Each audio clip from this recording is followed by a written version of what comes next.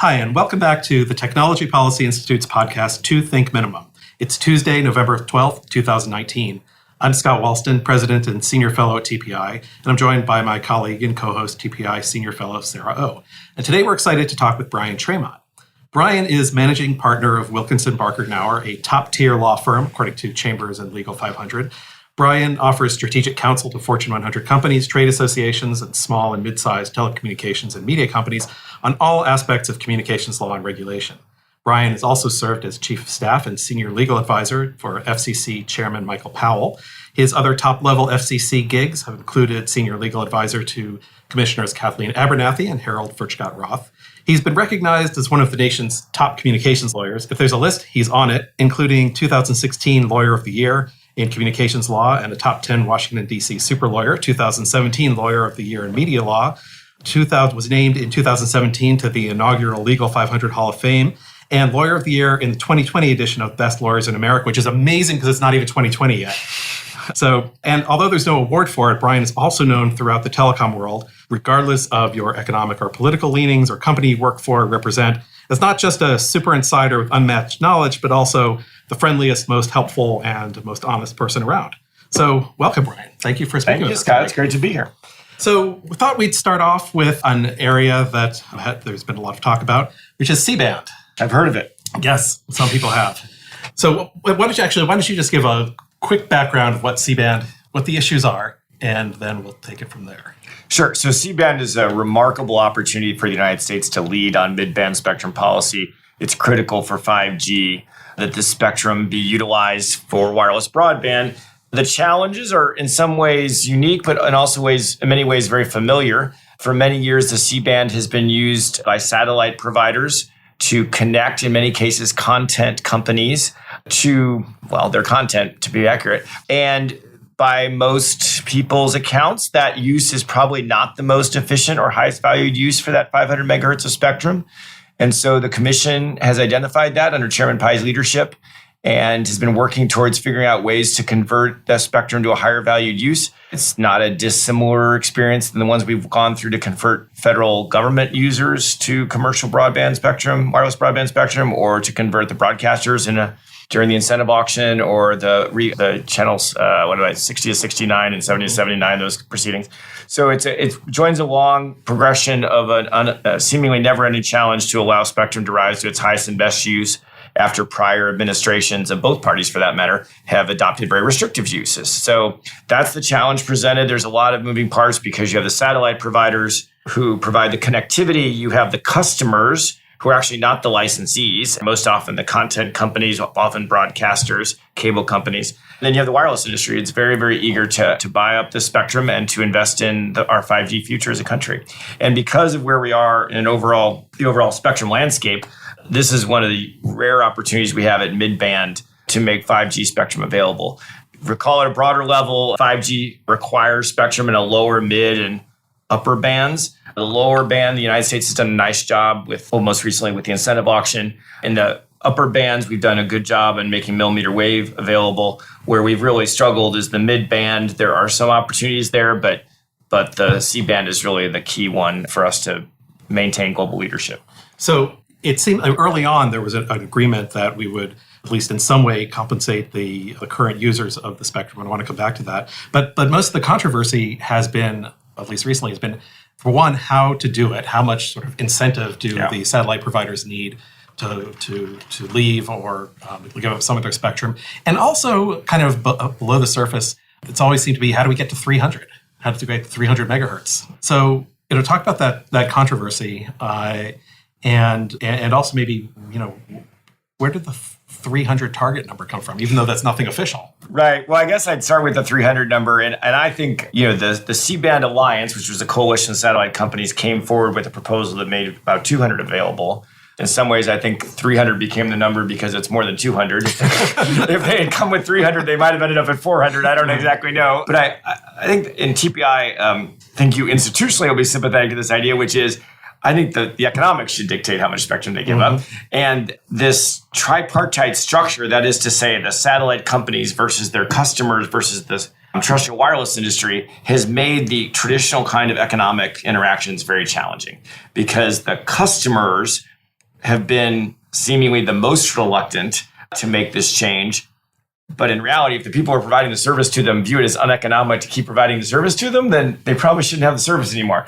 So I think there's an economic answer to how much it'll be. And I think to the commission's credit, a lot of the work they've done has been trying to drive towards that solution.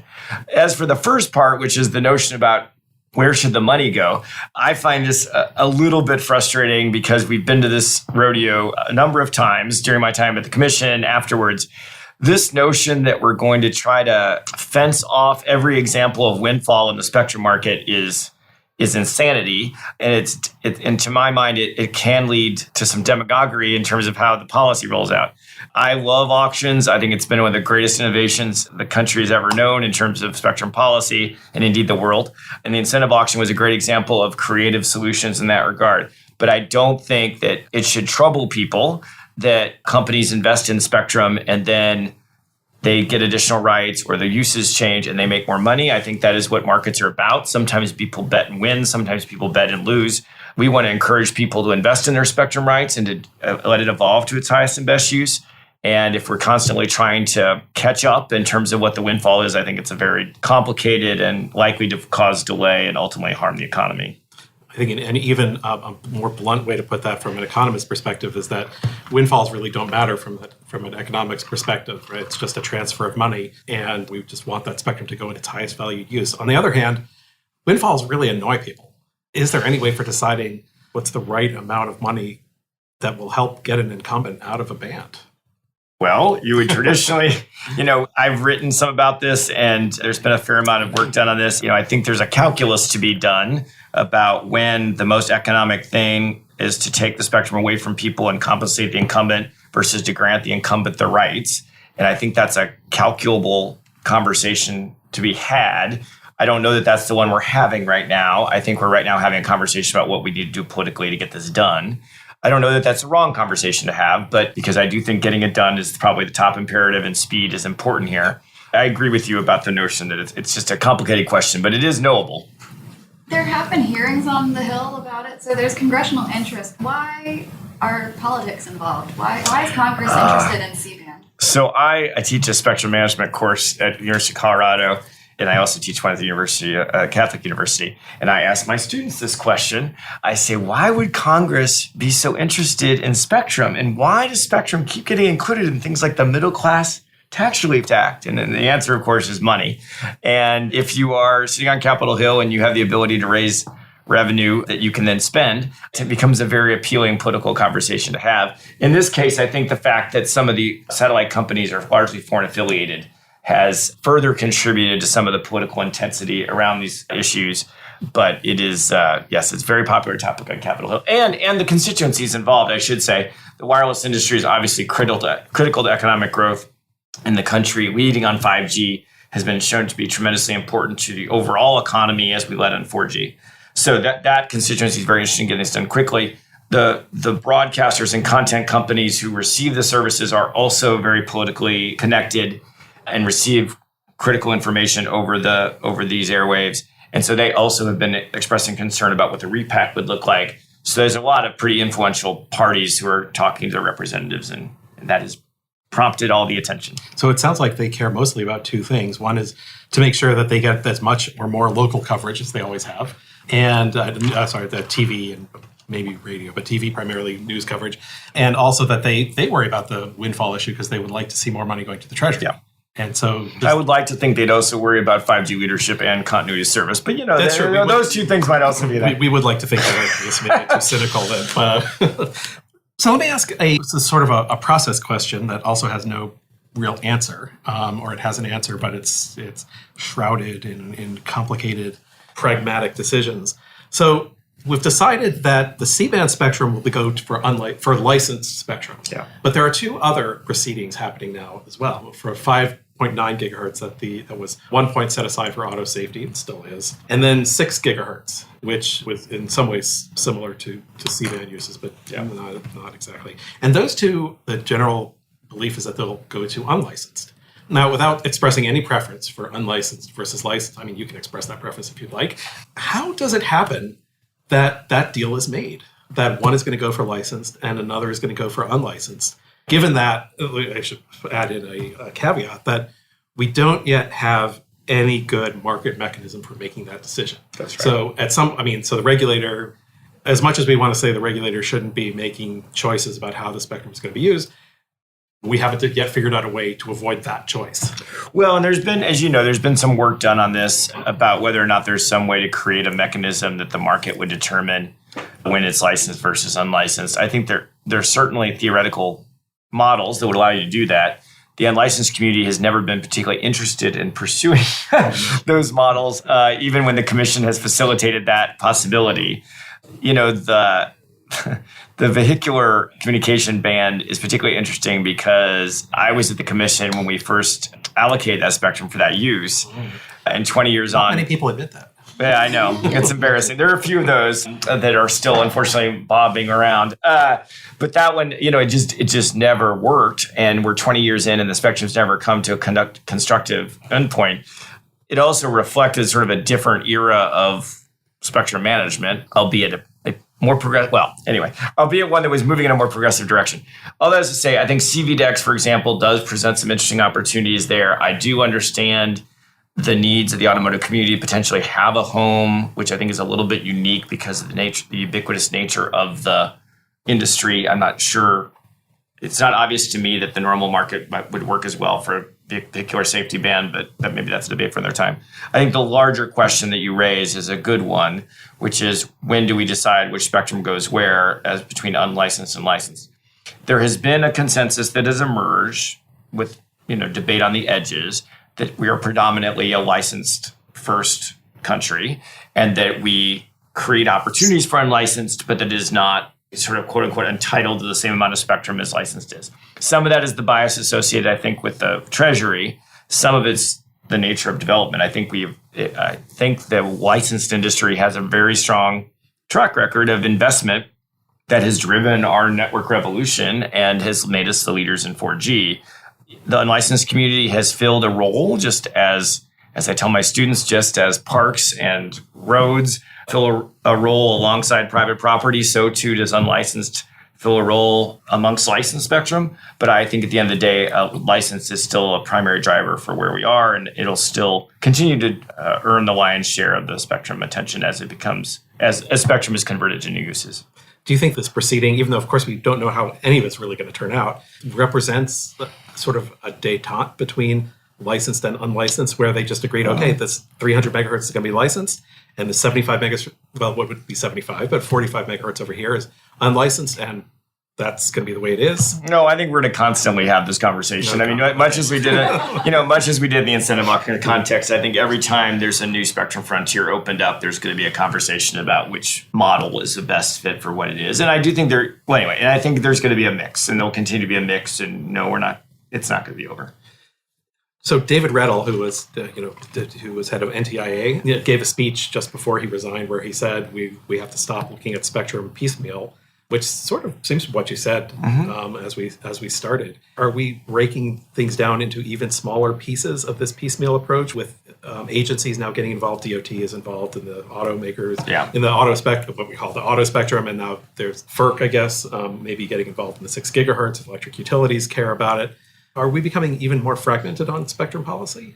I hope not. It has not been a particularly strong period for the relationship between the executive branch and the FCC when it comes to spectrum management. That is unfortunate. It's not good for the country. And it's important that we try to find a solution that allows each to serve their constituencies while still moving the national interest forward. And I do think that it has been not good for anyone when those fissures are exposed in a public setting. So let's start with that. Second, I do think there is a need that has been identified by administrations of both parties over the years for a national spectrum strategy that lends some predictability to what we're doing 3 to 5 years out, and that is a more comprehensive view of these puts and takes like the one you just described between licensed and unlicensed. I serve on the Commerce Department Spectrum Management Advisory Committee. One of the things we've been thinking about is, so what could that look like?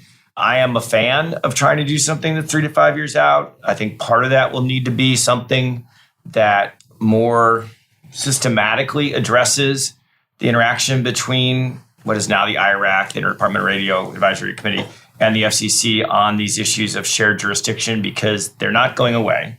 We're constantly going to have the conversation about spectrum that is shared between federal and non-federal users. And the country will be better off if we find a more predictable and fast way of resolving these issues. And whether it's the dockets you've described or it's legato or something else, there is no shortage of examples of places where these tensions have come to the fore, and it would be better if we can figure out a more systematic way to deal with them. I mean, you mentioned Iraq, and this sort of raises the point about how different little-known institutions can affect spectrum policy. And we're going to come back to that, and Sarah, maybe you want to ask something about that because you've been thinking about it a lot. But are you saying that you would be in favor of something like a national spectrum plan? Mm-hmm. I am saying that. Uh-huh. What would it look like? Well, it would have this 3 to 5 year time horizon. It would identify bands that are going to be repurposed. It would give ideally some sort of auction schedule. I am not saying it would tie, well, ideally maybe it would tie their hands. It would give predictability to what spectrum is coming on the market, what spectrum changes are being had, et cetera. Was the National Broadband Plan section on spectrum like I mean, it's dated, but a first that kind of approach here, in that case, 500 megahertz. I mean, you can point to there have been multiple efforts to try and pull something like this in together. So sure, that's one place to look. Sarah, do you want to ask about the? Yeah, institutionally, like what can CSMAC do to push that agenda forward? Or is it more the OSTP office, or is it NTIA? Well, I mean, one of the big problems is no one has authority to do it, right? Because at the end of the day, you have the FCC as an independent agency, and you have the administration, and they can't tell each other what to do. Ultimately, Congress would have to figure out what that would look like. I think you can do a fair amount cooperatively. There is this system whereby NTIA, the head of NTIA and the chairman of the FCC meet periodically to coordinate their activities together. I think you could make that cooperation stronger and try to develop something like this. And that might be a starting point, but you're right. There's no obvious center of power that could drive it towards that result. So let's move a little bit. Let's advertise a little bit for Wilkinson Parker. No, anything but that. How did Wilkinson Barker become such an important part of the telecom policy world? How did this happen? Okay, I don't know what to do with that question. I will say, thank you. I will say that the firm has been around a long time. It's been around since the 50s. We have had a long tradition of an FCC practice. Former FCC Chairman Rosal Hyde, we have a conference room here dedicated to him, was here for 20 years, from 1970 to 1990. He was an FCC chairman for 2 presidents and of different parties. He began at the Federal Radio Commission and then proceeded through being a commissioner and then served, as I said, 2 different presidents as chairman. So we've been around in this space for a very long time, and I'm honored to follow in the footsteps of some really tremendous practitioners. And it's been really fun. It's great. And we try to, that Rosal's, I guess, method of operating and being bipartisan and trying to solve problems is one that has been a part of the firm for its entire life. And I think Mr. Wilkinson, Mr. Parker, and Mr. Knauer we're all of a similar ilk. So, well, let me ask a question that's a little bit less of a softball. So still, it wouldn't be hard to be less of a softball than why are you so terrific? But yes, go ahead, Scott. Maybe we can say how great you are for a second. We can do that next. Yeah, right. You also you're part of Silicon Flatirons, yes, and you've taught for them. How do you get students interested in this space? We've found, at least among economists, which is different from the students at Silicon Flatirons, that there's less interest in telecom as an area. It used to be the thing to study, and we'd still like to encourage students to be interested in this again and to continue work on it. But it's not like in its heyday. Is that true among students? I mean, there's a little bit of selection because you're going to find the students who are interested are coming to you. Right. But how do you keep the pipeline flowing? So I've been teaching 2 places. I teach at Catholic University. I've been there almost 20 years, and I've been at Colorado for about 15, as you alluded to. At Catholic for the last 10 plus years, I've been teaching with Rosemary Harold, who's the Enforcement Bureau Chief and doing a great job now. In Colorado, I team teach with Dale Hatfield. on a spectrum management course. In both cases, the schools have very, very strong traditions of leadership in our space. Harvey Zuckman at Catholic and Phil Weiser at Colorado were trailblazers in their field in setting up these institutes. Both have a strong history of alumni. You mentioned David Reddle. He's an alum of the Catholic program, as is Brendan Carr, as is Kathleen Abernathy, as is Kathleen Ham. There's a long tradition there.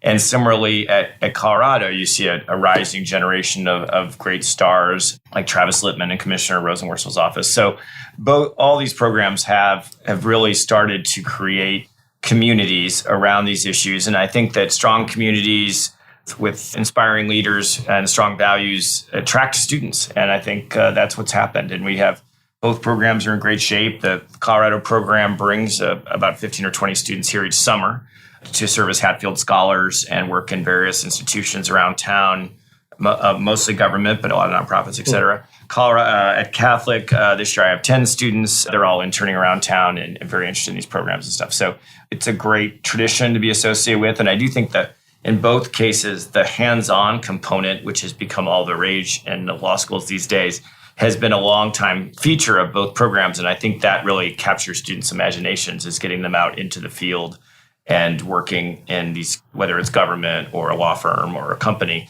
gives them the kind of hands-on experience that starts to get them passionate. Let's go back to telecom policy for a minute. Sure.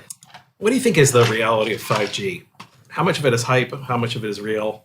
What have we actually seen so far? And among the build-outs that we've seen, what do you think we've learned? I haven't seen any kind of lessons learned yet, either from the policy or the engineering side. And not having seen it on the engineering side might just be my own ignorance. Well, and I might share your ignorance on the engineering side. From a policy perspective, I think the job of the spectrum regulator, because we don't regulate the technology, right? The role of government here is to, in my mind at least, make spectrum available for the highest and best use that the service providers can find. And whether that's 5G or it's going to be 6G or what have you, I don't know how important that is, but I do know that it's important to give the engine fuel to run.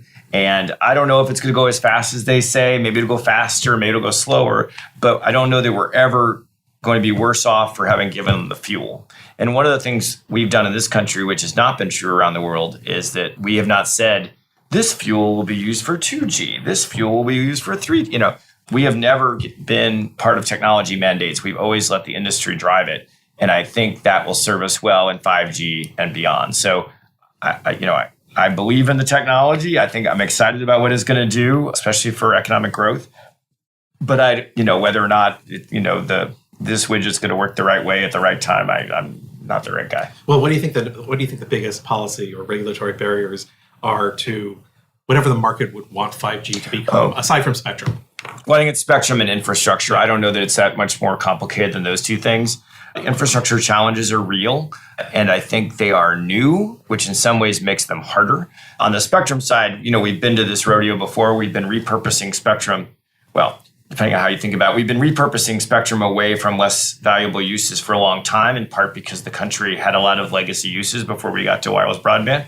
So we've been on that road for a while. On the infrastructure side, the nature of the networks is changing so fundamentally, and the density of the deployments is so much greater that's just going to be a much harder political problem, both in the NIMBY, the not my backyard component of it, but the economics also. They're both extremely complicated for these densified networks. The commission has been focused on that issue, as have many states. I think we're 26 states that passed laws to facilitate small cell deployment, but there's a lot left to do. Do you think federal preemption is of things like pole attachments and so on is only feasible way forward? Well, I think it's the best way forward. I think that it makes no sense to me that a wireless carrier can't put up a small cell without going through tribal, environmental, historic preservation review and paying the city a bunch of money when I can put up a basketball net, it's the same size or smaller, and do none of those things. I'm pretty not sure you can do that in my town. Fair enough. Fair enough. But we can't do much in Tramont Park. But if we're really taking, I don't mean to suggest in any way, shape, or form that historic preservation and environmental review are not important. They are. But I think we have to have some perspective about when it matters and when it doesn't. And I think that the notion that we need to have that kind of review for small cells, it's a legacy notion that should be put to bed. One of the changes in the market structure, at least in wireless, and I guess I shouldn't say a change in market structure. We don't know whether this will be. So the T-Mobile Sprint merger is the biggest thing. But you've also got now cable companies offering, and Google offering MVNOs. So with the cable companies, it's part of a quad play or a different kind of triple play, as people don't want their home phones anymore. And Google's offering its own service, Google Fi. Is that going to matter? Is that going to make a difference to the market? Oh, I think, other countries, other markets have had more MVNOs, some have had less. If someone can cut a deal with a carrier and figure out a way to offer a service that distinguishes them from others, more power to them. At the end of the day, I'm not sure how it all lands in terms of shaping the market, but I think the development of MVNOs is great, and it illustrates how competitive the market is. Yeah, I mean, I don't know what I think about the cable's wireless strategy. I'm glad that they're experimenting with it and they keep trying things, because that's what we want people to be doing. Exactly. But yeah, it's hard to know how it's all going to. How about satellite? So do you think the low Earth orbit satellites will be another competitive force for low latency connectivity? Will we have mobility with our low Earth orbits? One of the things I love about our space is that, which is the idea that you never know where the next platform is going to come from. You never know how it's going to disrupt the market. Satellite changed everything about video. The DBS providers changed forever what the offerings were, how competitive they were, all those things. Satellite has played a role in the fixed broadband market for many people.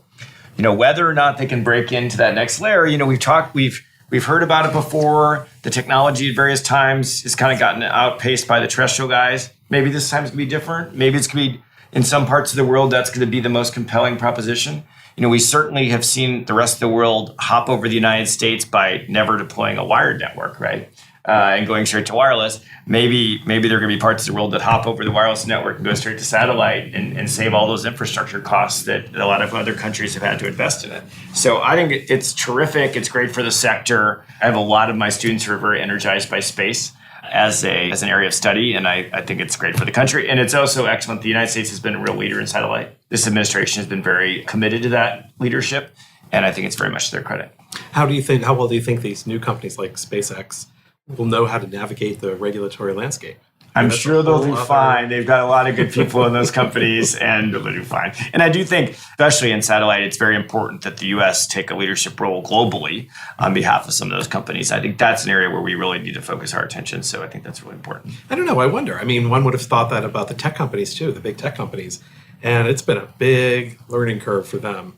I mean, it's not FCC necessarily, but they had a good long run. I would say that is true. So I wouldn't. Good point. Yes, it has been rockier as of late. It appears. Yeah. So you think astronomers who now complain about those trains of satellite blocking their views, you think they'll figure all that out? I love my radio astronomer friends, but yes, I think they'll figure it all out. I'm just going to go with that. Good. Thank you, guys.